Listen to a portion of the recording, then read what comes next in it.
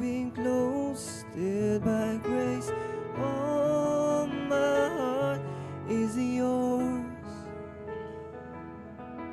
All fear removed, I breathe you in, lean into your love.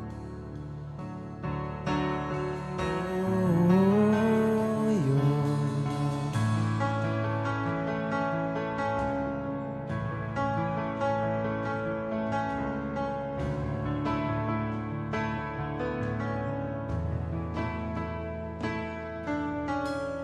When I'm lost, you pursue me.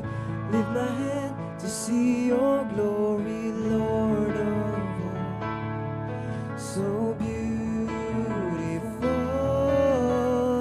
here your name find a shelter, captivated by the splendor of your face. My secret place, I'm wide awake, drawing close, stirred by grace. All my heart is yours. All fear remove, I breathe you in, I lean into your love. Oh, your love.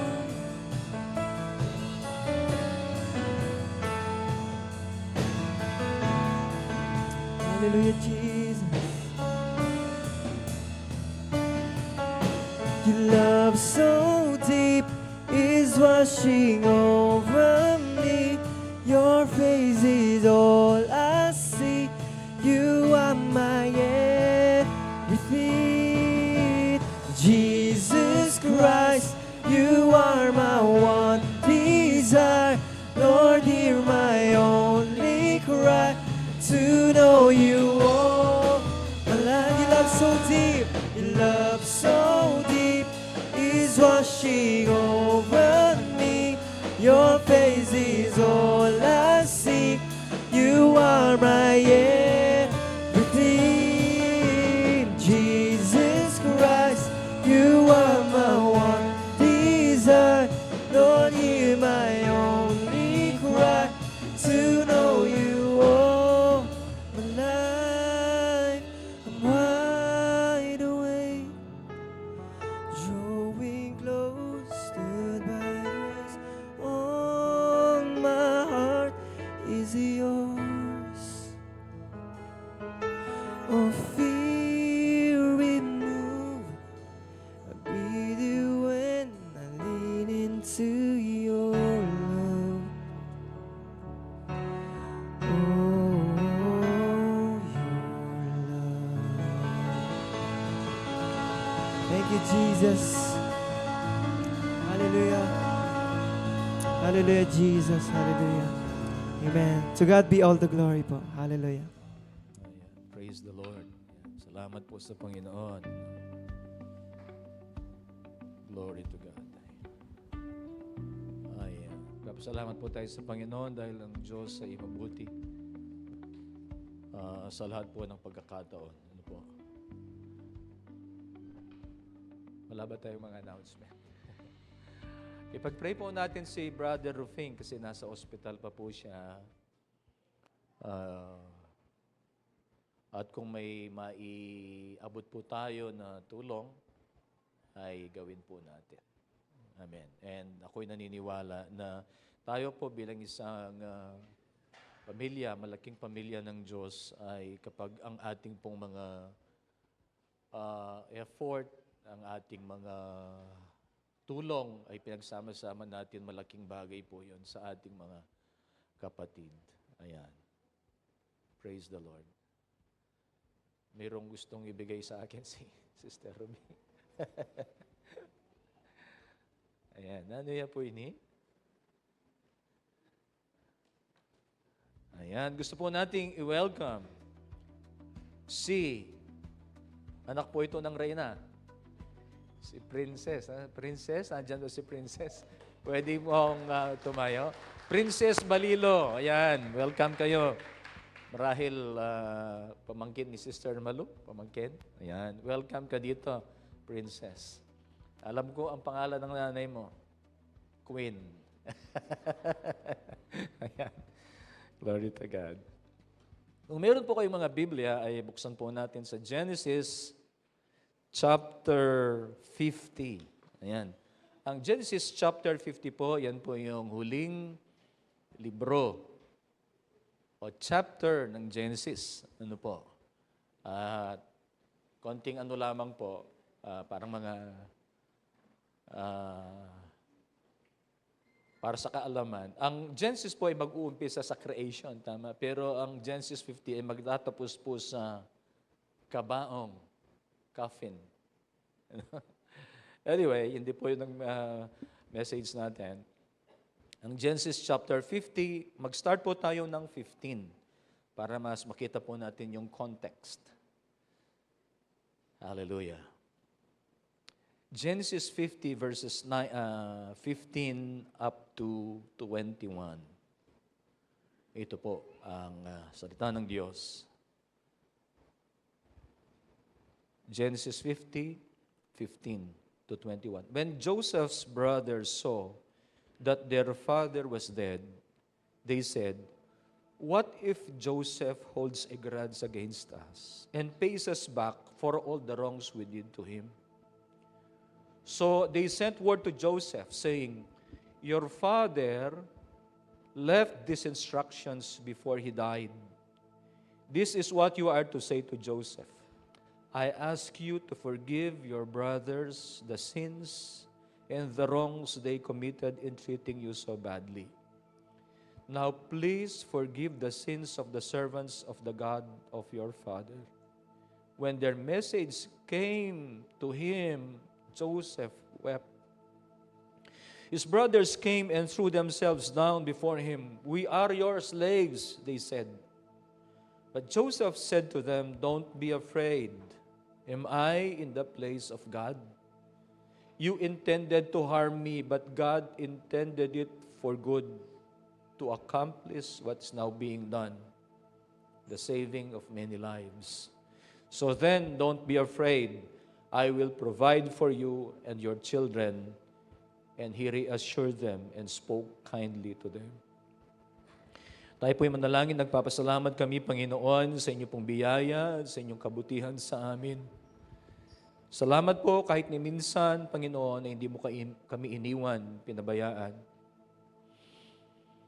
Salamat po, Diyos, at nararanasan naming patuloy ang kabutihang ito at ang biyaya mo po sa aming mga buhay. Hindi lamang kami, kasama po ng aming mga pamilya. Salamat tapat ka sa inyong mga pangako. Nihiling namin, O Diyos, ang inyong pagpapala at patnubay sa amin ngayong umaga. Dalangin namin, O Diyos, na ikaw magsalita sa pamagitan ng maipapangaral na nanggaling sa Biblia, Panginoon. Dalangin namin na maipangaral ito ng tama ayon sa iyong kalooban. Dalangin namin, O Diyos, maging bukas ang aming mga puso at ang aming mga kaisipan upang ang mga salitang ito ay maging pakinabang po sa bawat isa sa amin. Turuan mo rin kami, Panginoon, na magpasakop dito. Turuan mo kami na gawin ang mga ito, Diyos, ayon sa iyong panukala. Lord, we honor you. We thank you, Lord. This is what we pray in Jesus' name. Amen. Tayo po'y makakaupo. Madalas po sa buhay natin, we experience what seems to be unfair. Iniisip natin, mas meron tayong mga karapat-dapat na experience. Mabuti, magaganda, sana. But life often brings experiences that seem unfair. Kagaya po kung minsan, betrayal of friends. Kung minsan, di natin alam, pinagkakaisan tayo ng mga kaibigan. Ano po? Ang masakit, kung minsan, pamilya. Betrayal of friends. O kaya, misunderstandings sa pamilya, sa mga kaibigan, doon sa mga malalapit po sa atin. O kaya yung mga expectations natin, meron tayong mga disappointments sa buhay. We have planned for so many years, pagkatapos dun sa malapit na dun sa maabot natin, we fail. Disappointments. And also suffering. Nisip natin, mga suffering natin sa buhay, ano po, yung kung minsan mga karamdaman na hindi natin, hindi ka naman kasama sa plano natin. Tapos dumating. O kaya kagaya po ng isang basketballista na 19 years old, ay nakalimutan ko ng pangalan, he has a bright future in professional basketball, not only, papunta siya doon, hindi lamang doon, kundi doon sa, as a young person, nasa Ateneo siya. Pero bigla ay yung kanyang buhay ay nawala. Maraming pwedeng maging experiences po natin sa buhay na parang, yun nga po, unfair. Si Joseph, marami po siyang na-experience na betrayal, misunderstanding, disappointments, suffering. Hindi nga lang po ang kanyang buhay ay nawala. But he experienced all of this. He was betrayed by his brothers. Babalikan lang natin yung istorya kasi parang kadugtong ito nung nakaraan eh. He was betrayed by his brothers. He was planned, his brothers planned to kill him, but eventually he was sold as a slave. At siya po ay, nung nandun na siya, he was falsely accused. Pagkatapos, siya po ay nakulong with mabigat na kaso, rape. He experienced all of this. Hated by his brothers, sold to slavery, falsely accused, imprisoned. Yet, at the end of his life, kasi sa Genesis chapter 50, matanda na sila rito. Ang kanyang tatay ay, nung dinala ni Joseph, ang kanyang pamilya doon, 17 years nang nakakaraan. Tapos na rin yung famine. Tapos na yung blessings, na abundant blessings, na 7 years, tapos na yung famine.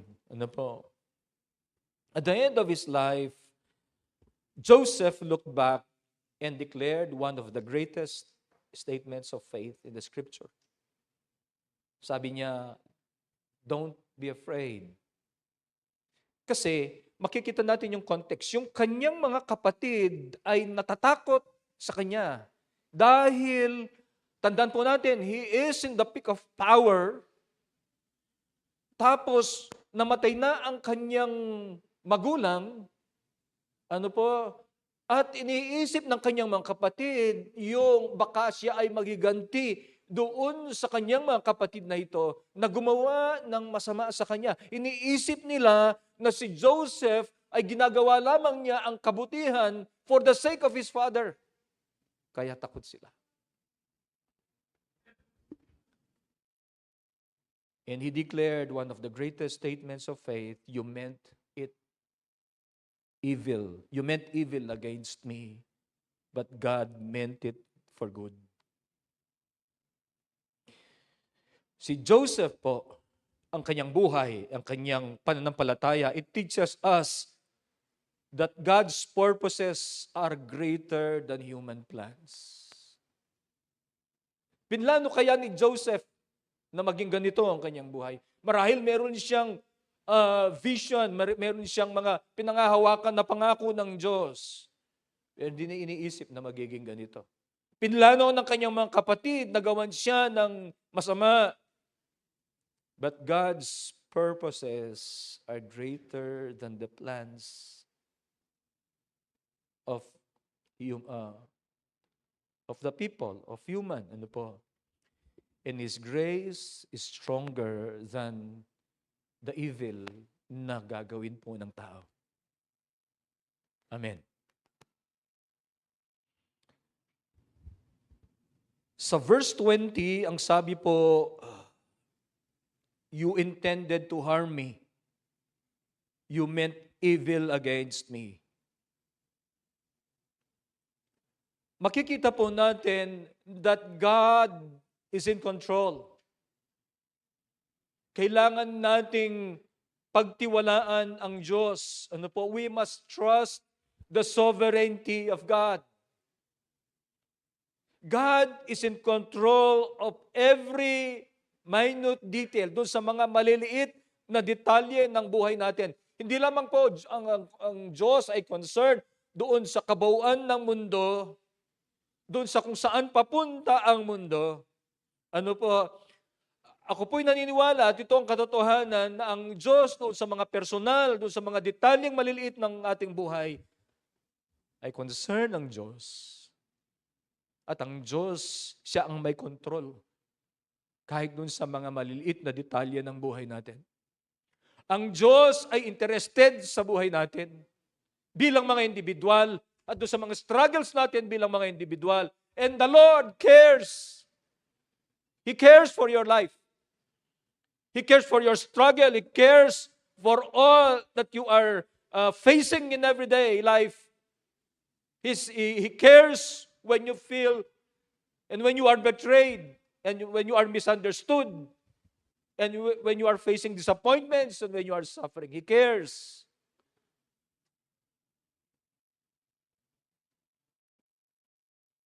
People may plan to harm us, but God can turn that for good.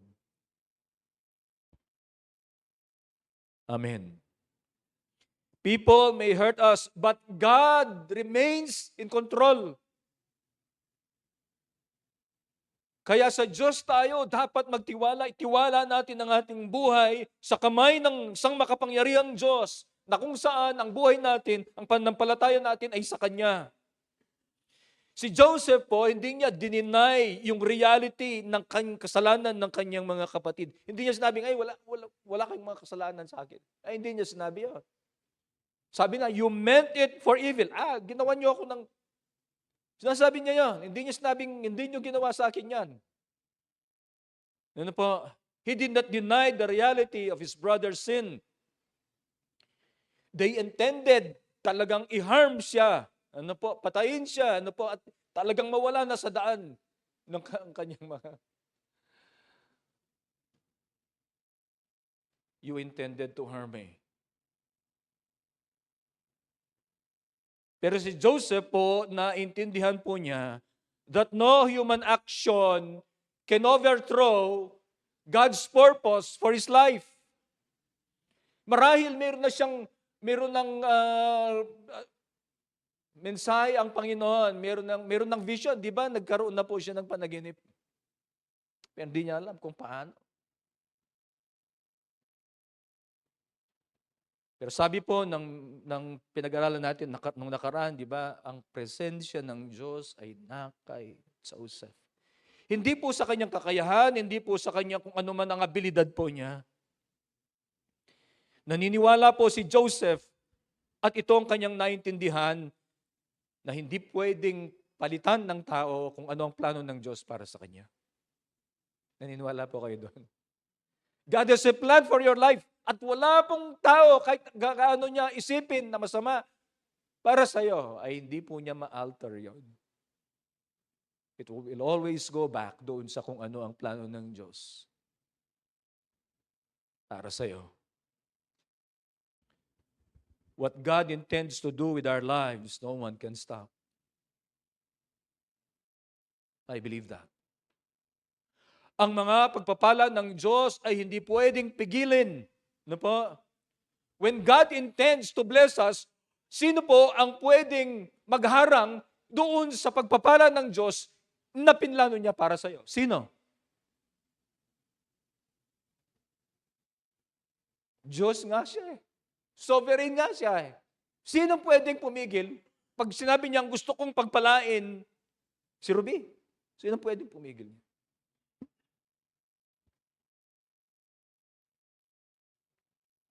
God's blessings are unstoppable when He intends to shower it upon us.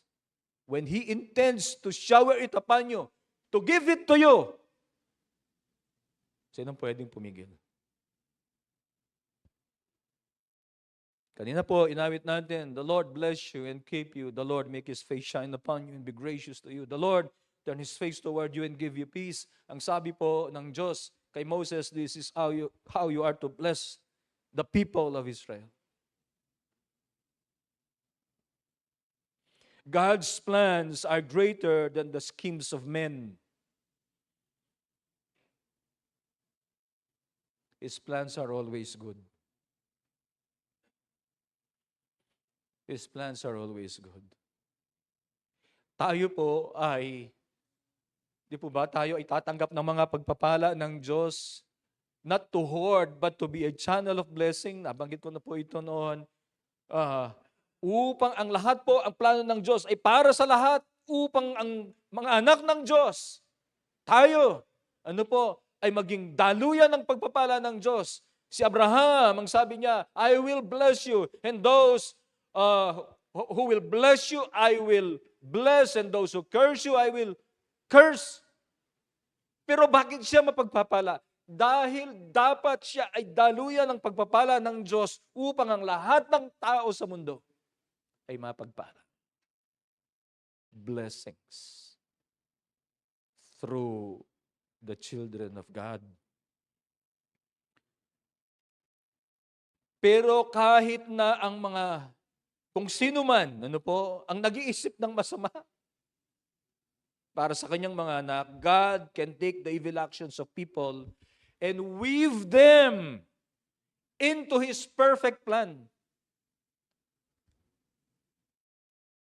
Kahit na mayroong mangyari along the way.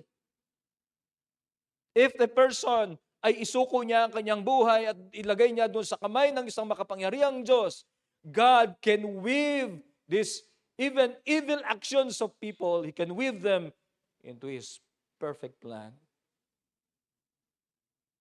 Hindi ko po alam kung paano yung mag-weave, yung magkaroon ng mga, di ba sa Baguio marami pong ganon, yung mga, meron silang ginagawa na nakakita na kayo ng ganon? Ako hindi pa kasi.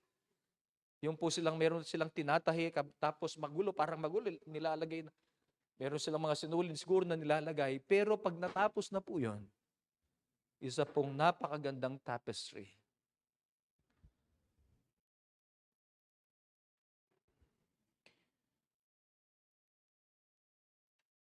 God can change an evil situation or an evil experience into something beneficial or redemptive. I believe that. Ulitin ko po, no? He can change an evil situation or experience into something beneficial and redemptive. Kaya po naisulat yung Romans 8:28. Oh, things work together for good for them that love God. Those are called according to His purpose. Lahat ba mangyayari na mabuti? Bakit si Joseph dumaan sa ganito? Bakit tayo nararanasan din natin yung mga disappointments? Nararanasan natin yung betrayal or misunderstandings, disappointments. Ang kapangyarihan ng Diyos, kahit na dumanas ang isang mananampalataya ng ganon, sabi niyang salita ng Diyos, pwedeng gawin ng Panginoon na lahat ng ito, He can turn it into something special and something redemptive. I believe that. At yun ang salita ng Diyos. Ang isa pong magandang halimbawa nito ay ang cross. The cross of Christ is the greatest example of this truth. Humanity intended evil when Jesus was crucified. Marahil hindi lamang humanity, yung kalaban, ang demonyo, ang evil.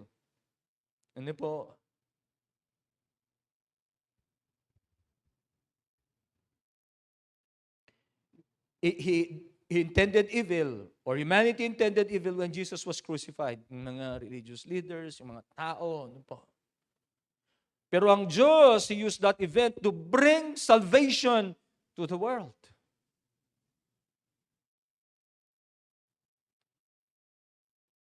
Iniisip nila ay patay na ito, wala na.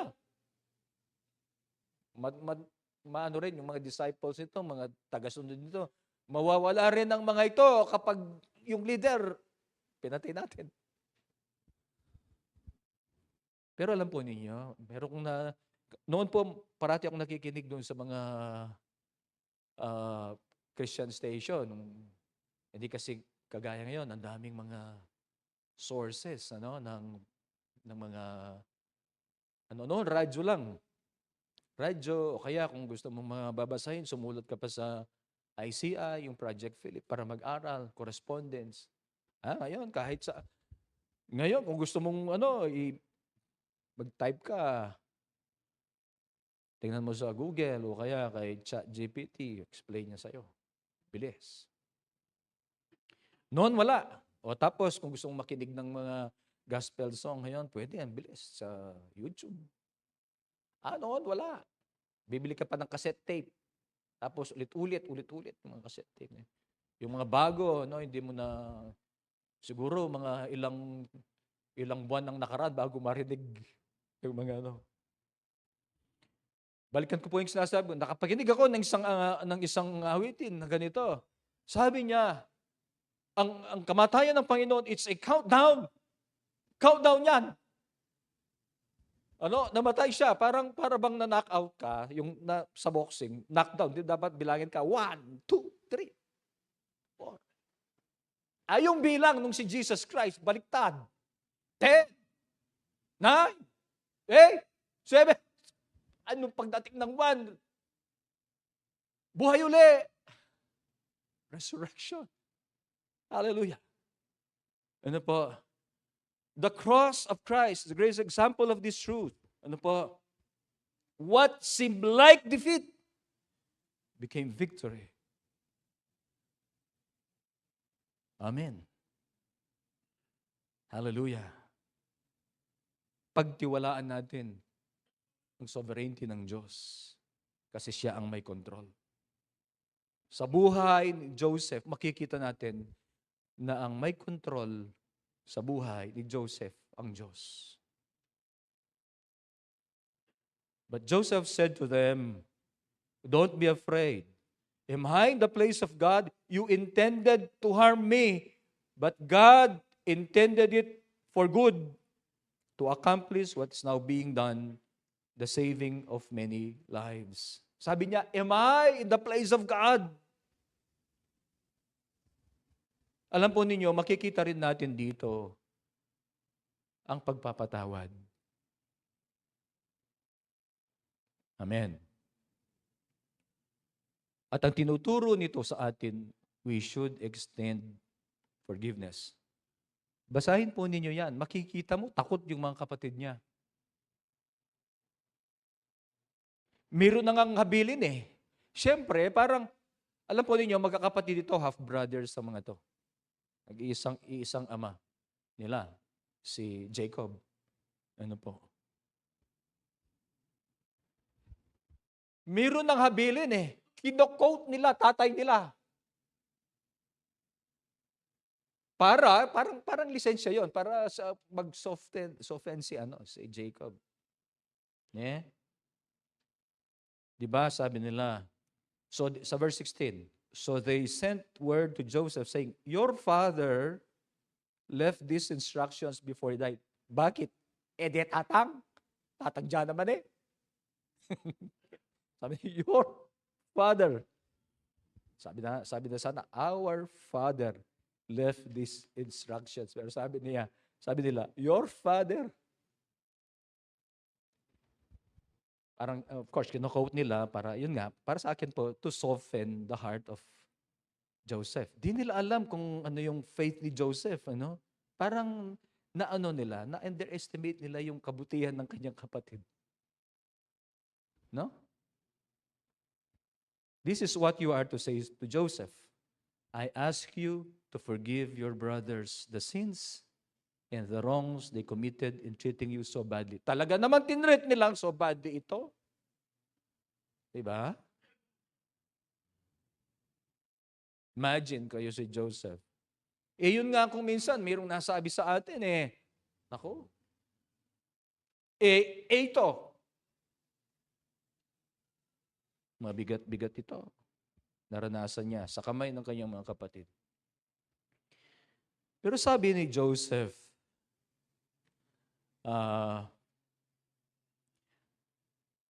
ituloy ko lang po yung verse 6, binabasa natin.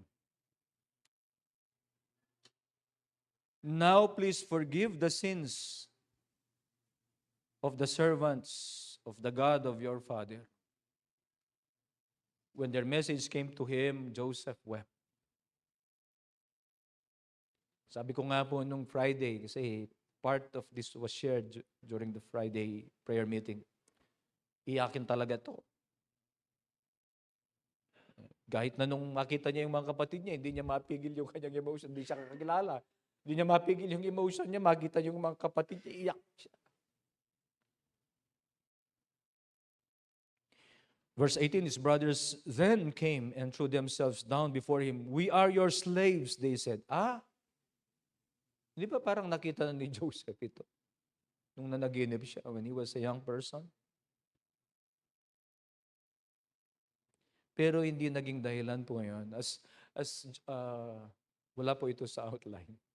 Nakikita ko po as he experienced the blessings of God, as he experienced yung kapangyarihan ng Diyos, kabutihan ng Diyos sa kanyang buhay, si Joseph po lalong naging mababa. Mababa ang loob.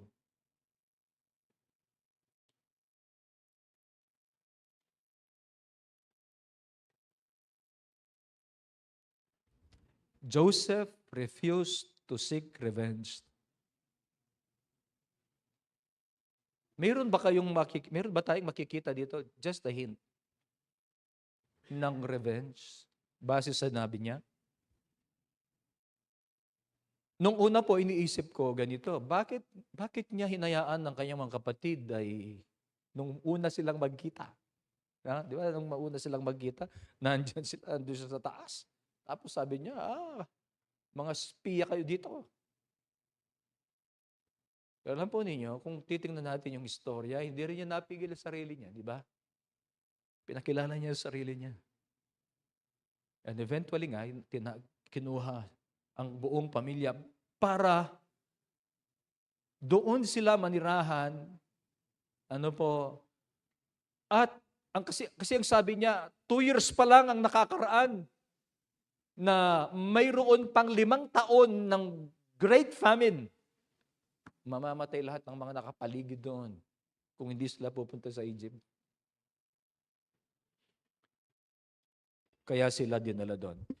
Pero makikita natin po dito, mas maliwanag ngayon dito, na he refused to seek revenge. Nagtiwala siya sa hustisya ng Diyos at pinili po niya ang magpakita ng awa, mercy, toward his brothers. You intended to harm me, but God intended it for good to accomplish what's now being done, the saving of many lives. In-acknowledge po niya ang reality ng kasalanan. Binanggit ko na po ito, kasalanan ng kanyang mga kapatid. You meant evil against me. Hindi po niya minaliit o minimize. Tama yun. He did not minimize or excuse the wrongdoing.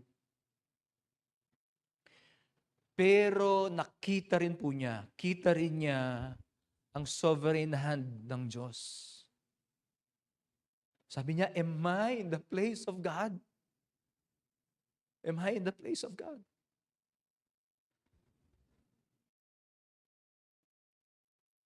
Na ano lang po ako, nakita ko si Kim.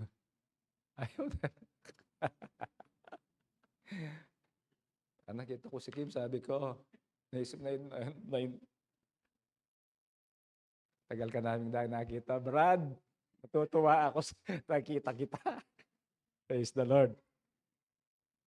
Natutuwa ang buong kongregasyon. Praise God. Yan. Sige, palakpakan naman natin ang Lord. Kasi po farsighted ako, hindi ko ganun nakikita yung mga tao. Ano po? di, nearsighted pala ako. Sorry, nearsighted. Mga malalayo, di ko nakikita. Malapit kaya. He also, he has seen, ano po, sa mga nakaraan, nakita niya ang kamay ng Diyos. Sabi niya, God meant it for good. Ang pagpapatawad po ay hindi dinideny yung wrong that was done to you. You do not deny that. Meron ginawa. But forgiveness is surrendering revenge. You entrust your life to God. You entrust yung emotion mo.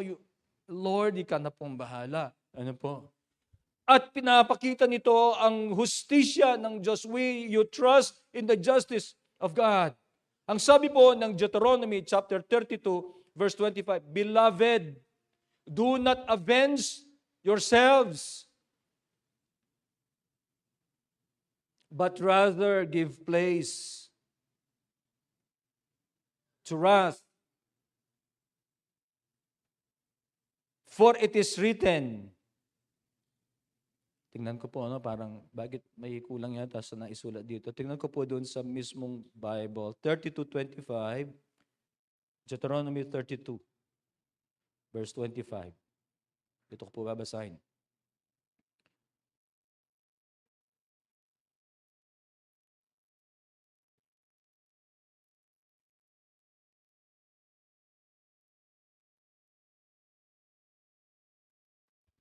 Doon na lang po sa Romans 12:19. Parang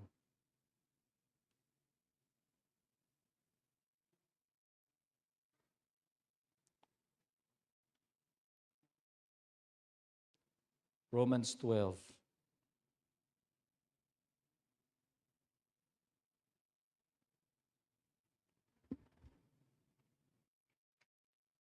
Ano po ng Romans 12:19? Do not take revenge, my friends, my dear friends, but leave room for God's wrath, for it is written, it's mine to avenge. I will repay. Hindi po verse 25, it's verse 35 sa Deuteronomy. Sorry with that.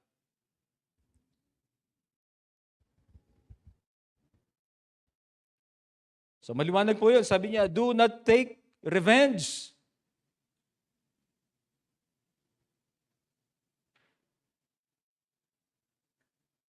My dear friends, but leave room for God's wrath. Yan, leave room for God's wrath.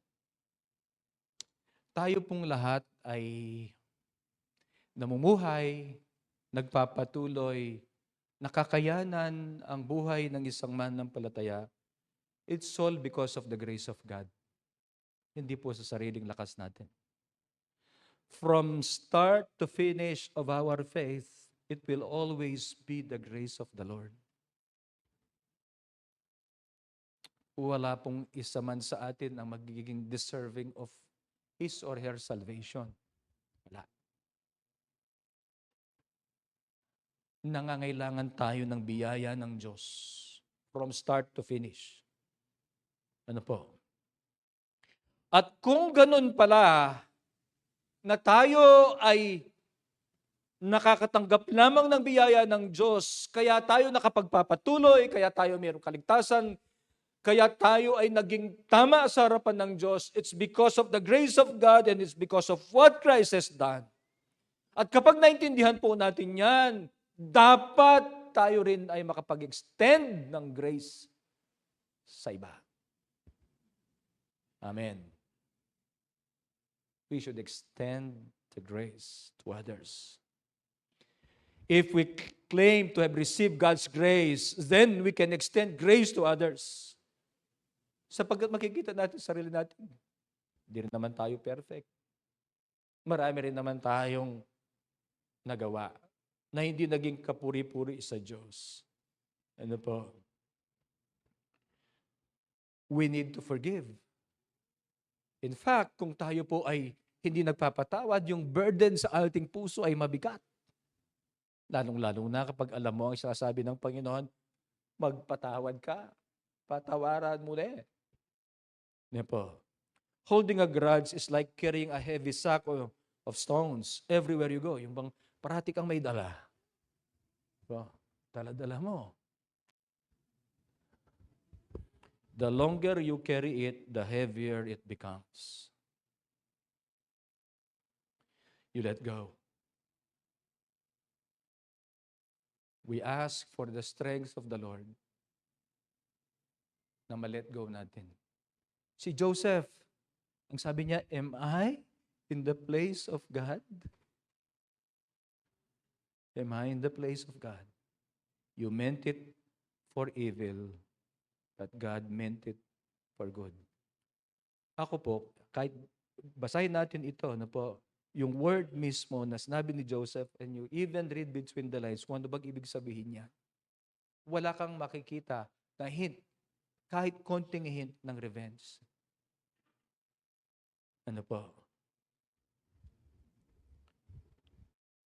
Forgiveness puts the burden down and allows God to carry it. Hindi natin kayang mga burden na yan. Tayo mapapagod. Sabi ng Panginoon, cast all your burdens on Him for He cares for you. Ang sabi po ni Joseph, God meant it for good. God meant it for good. You intended to harm me, but God intended it for good to accomplish what is now being done for the saving of many lives. Alam po niyo, ako inisip ko, doon sa Fertile Crescent ngayon, yung ancient civilization, doon galing, di po ba? Yung lahat ng tao, halos doon nag-umpisa. Yung ancient civilization. Kung hindi dito, ay maubos yan. Buruin mo yon. Gaano katindi kaya ito? Ano? 2 years.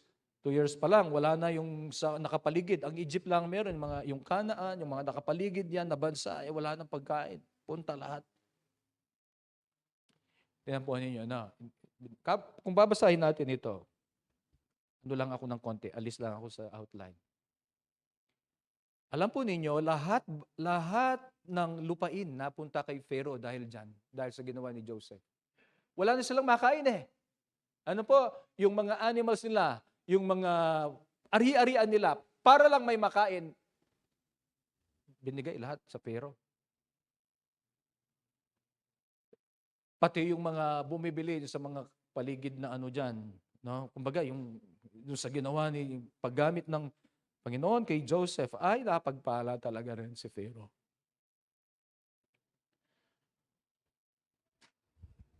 Sinasabi po nito na dapat nating paniwalaan that God can bring good from pain. God meant it for good.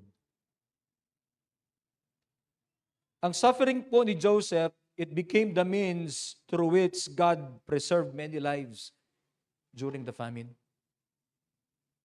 Alam na ng Diyos na mangyayari yan. Pinili niya si Joseph para siya ang gamitin. Kahit na doon sa kanyang mga suffering na ito, mga dinaanan po niya sa buhay, ang gagamitin po niya ay si Joseph to preserve many lives during the famine. God's purposes in our trials are larger than our personal comfort. Alam po niyo kung minsan, ang mga dinaranas po natin ay ginagamit ng Diyos upang tayo po ay ayusin ang buhay natin, i-train yung magpakumbaba tayo, Pero kung minsan ay hindi lamang po para sa atin ang pakinabang, kundi para rin sa iba. Ang plano ng Diyos ay hindi lamang po personal na blessings. Balikan natin si Abraham, hindi lamang personal sa kanya, kundi yung iba rin ay mapagpala sa pamagitan ng pagpapalang tinanggap ni Abraham. Tayo rin po, makita rin natin si Joseph, ang pagpapala galing sa Diyos ay hindi lamang personal kay Joseph, kundi para sa kanyang pamilya at para din doon sa mga Egyptians at para din doon sa mga nakapaligid po doon. God's plans extend beyond personal blessings.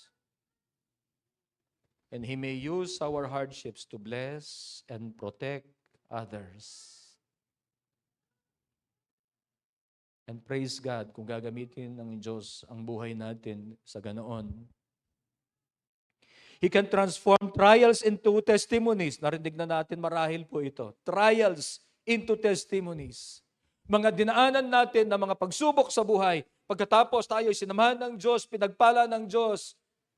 At pagkatapos po noon, meron tayong mga testimonies na sasabihin that God has been with me all throughout the journey, all throughout that trial, and I'm victorious now because God is with me, because God has blessed me, sapagkat sinamahan ako ng Panginoon. Amen. A seed must be buried in the ground before it can produce a harvest. Sabi po ng salita ng Diyos sa John chapter 12, unless a kernel of wheat falls to the ground, it dies, it remains a single seed. Pero pag yan ay naitanim, yan ay tutubo, yan ay mamumunga ng 30, 60, 100 times. God can use your life. Amen. To be a blessing. Pero dapat hindi tayo maging bitter of the experiences, of disappointments, of pain, whatever struggle. Dapat manatili yung pananampalataya natin sa Diyos. Amen. What appears to be an ending is actually the beginning of something fruitful kapag yan ay, I'm talking about a seed. A seed. Diba? Pag tinanim mo, mamatay na yan, no? At yung cotyledon niya, kung ano man yung nagpo-protect doon, ay matutunaw, mawawala. But the life that is within the seed, it will sprout.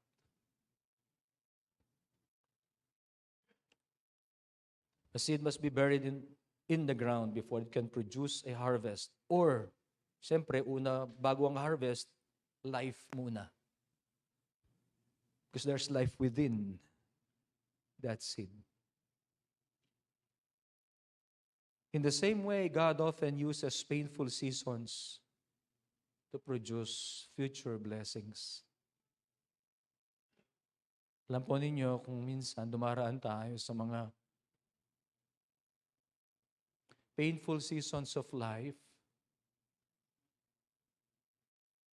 para pag natapos yun, ma-appreciate po natin. Para matuto rin tayo. Para rin hindi tayo magmataas at magmayabang. Nasasabihin natin, uli ko, kanyapin, makanini. Ay alipo. Paratit tayong magbigay ng papuri sa Diyos. It's because of God. Tingnan po ninyo.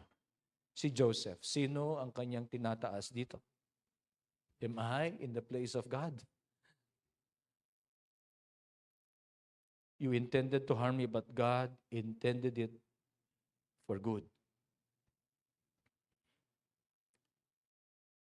He uses painful seasons to produce future blessings. Maybe you are in a season in your life that you are experiencing painful season.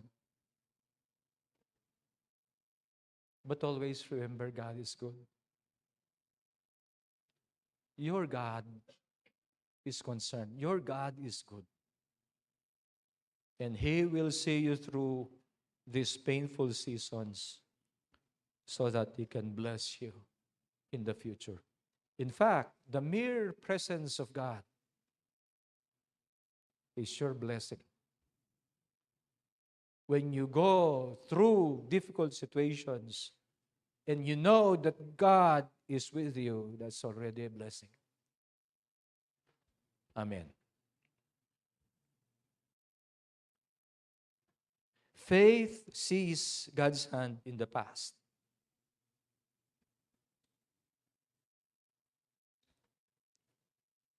ina-acknowledge ni Joseph na ang Diyos ang siyang nagdala sa kanya sa kalagayang ganito. Imagine the power of Joseph. Kumbaga, yung sinasabi ko po, yung power to, yung power in the setting of the world. Imagine yung kanyang, burin mo, darating yung mga tao, may bumibili ng kung ano man, sa lahat ng mamahala iyuyuko muna sa kanila. Imagine yung kanyang kapangyarihan. Sabi niya, siya lang ang pumapangalawa, kaya yung signet ring ng Pharaoh sa kanya. Ibig sabihin, that speaks of power, yung parang nagsisil yung kanyang ring. Sa lahat ng mga transaksyon, pero makita natin yung kanyang faith sa Panginoon, sa Diyos, at ang kanyang humility.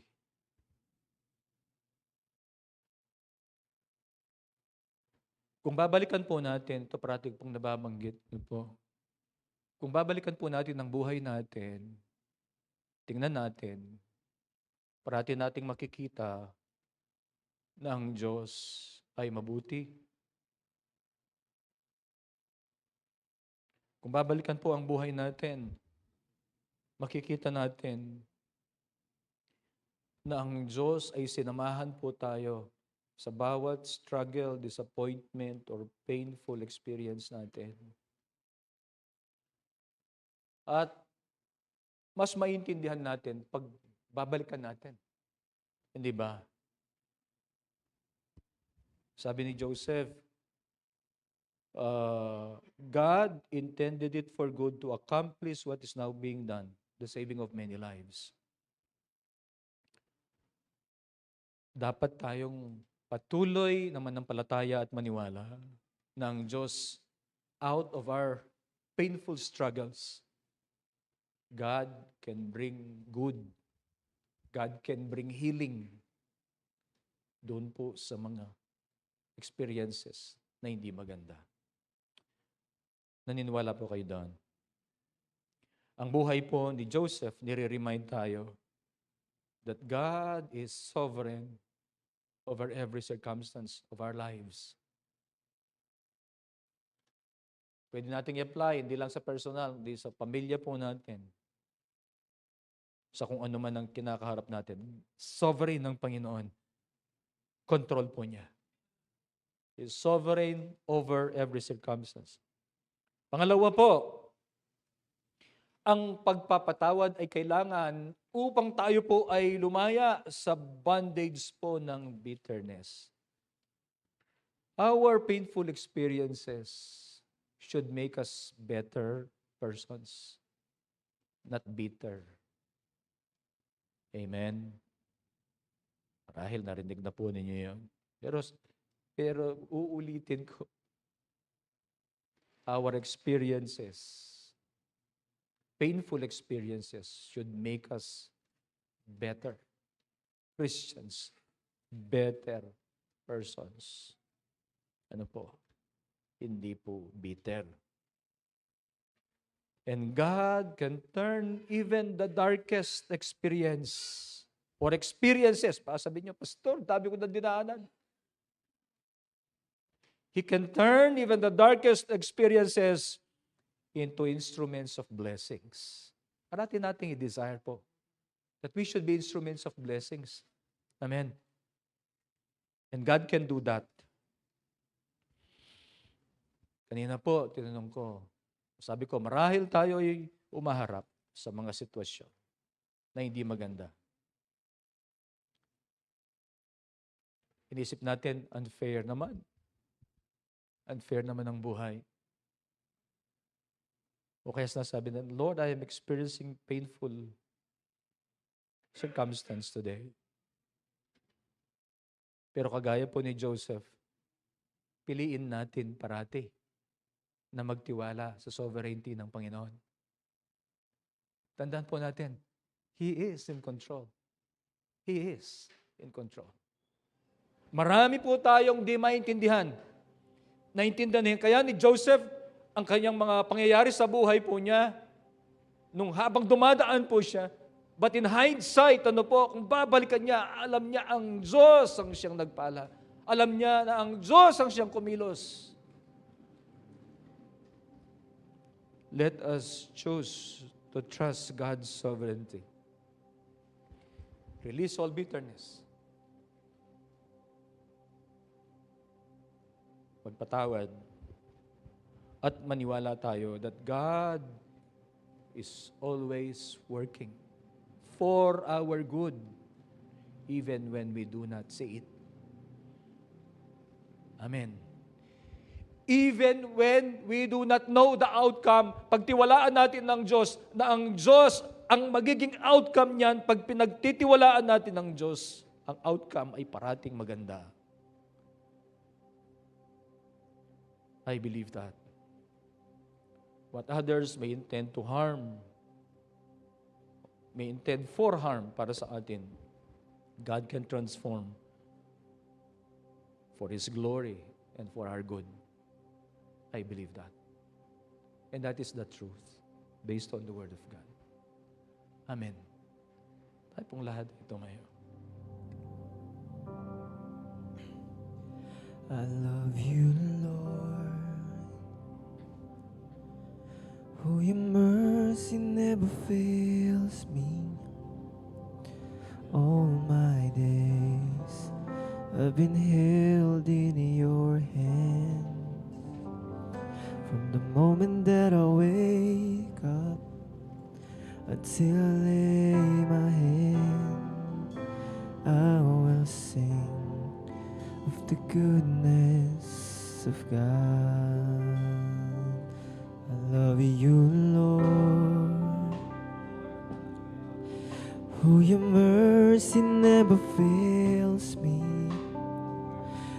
All my days I've been held in your hand.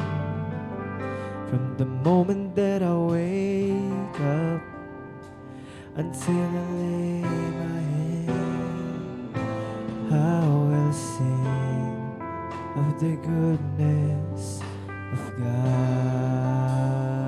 Sing all my life.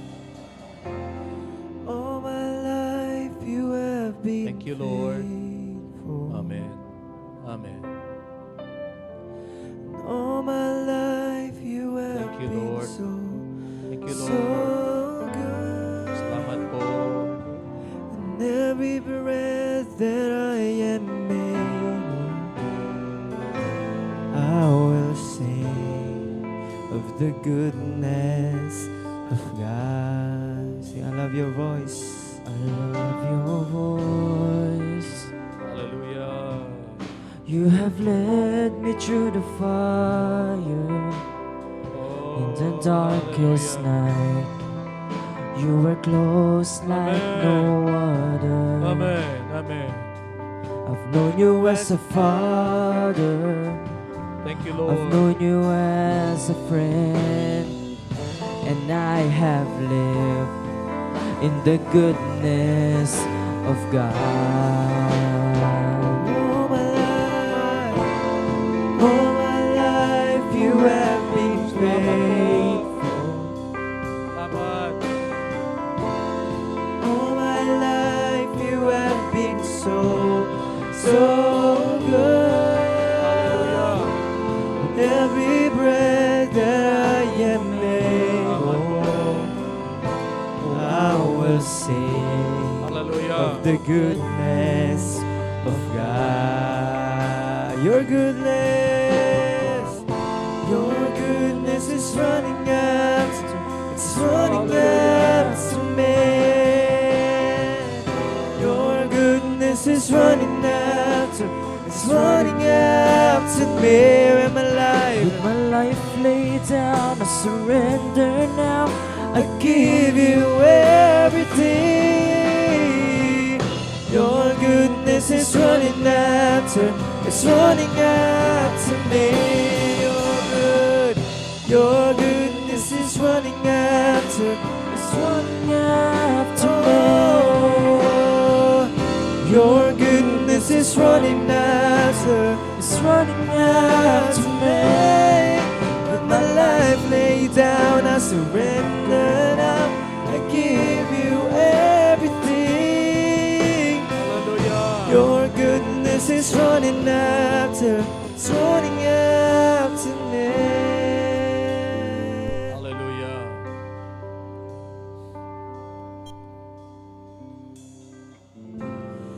All my life you have been Salamat po. faithful. Salamat po, Panginoon. All my life you have Hallelujah. been so, so. Salamat po. Every breath, Salamat po. every breath that I am in, I worship you, Salamat po. Jesus.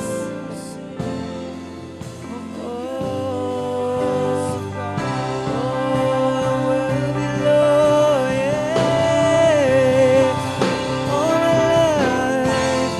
All my life you have been faithful. Thank you, Lord. Hallelujah. We All honor my you life you Thank have you been so, for your so faithfulness, for your good. In Thank you for every your breath grace. that I am able, Hallelujah. I will sing of the goodness of God. All my life you have been faithful. Yes, Lord, you have been good. All my life you have been so, so good.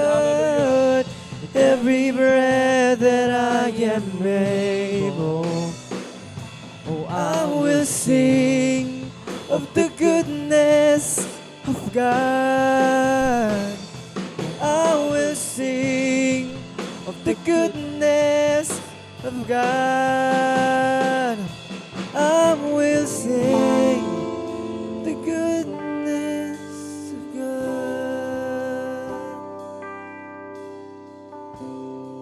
Magtiwala kami, Ginoong Diyos.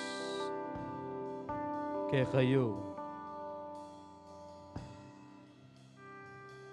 dahil, Panginoon, Ikaw ang makapangyarihan sa lahat. Amen. You are sovereign. And we trust in your sovereignty, O Lord.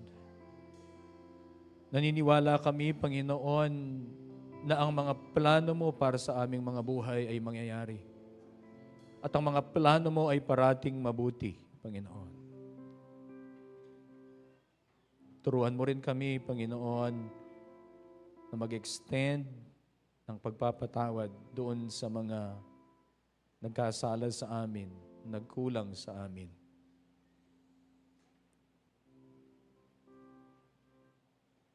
Teach us, O God, to be humble. May we always extend forgiveness to those who have done wrong to us, Panginoon.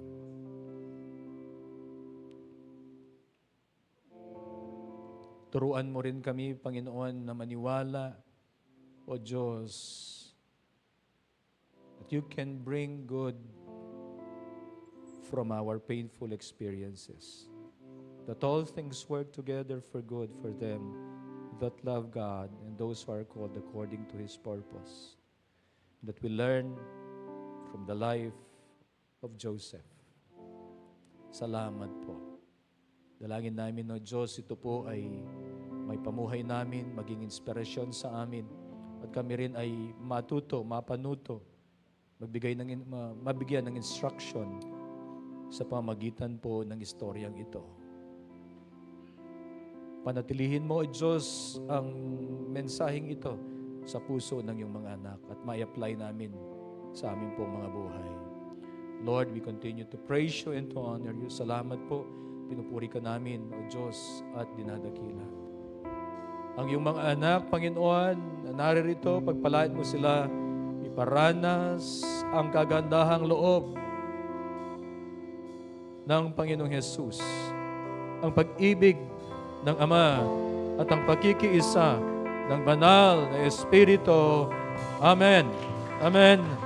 Amen. Palain po kayo ng Panginoon. God bless everyone.